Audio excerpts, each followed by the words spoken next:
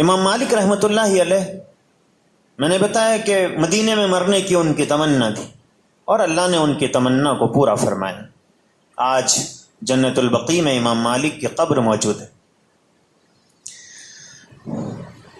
ضرورت کا تقاضا جب محسوس ہوتا ہے تو تاریخ میں ہے، ان کے واقعات میں لکھا ہوا ہے کہ جیسے مکہ مکرمہ میں حرم ہے، حرم کی حدود ہیں، ایسی مدینہ منورہ ہمیں بھی حرم کی حدود ہیں کہ یہاں تک حرم ہے۔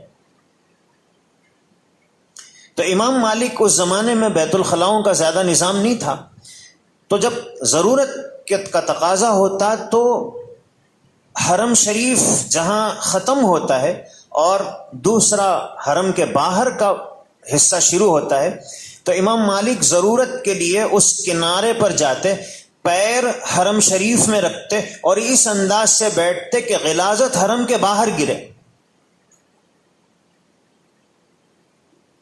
حرم کا اتنا احترام۔ امام ابو حنیفہ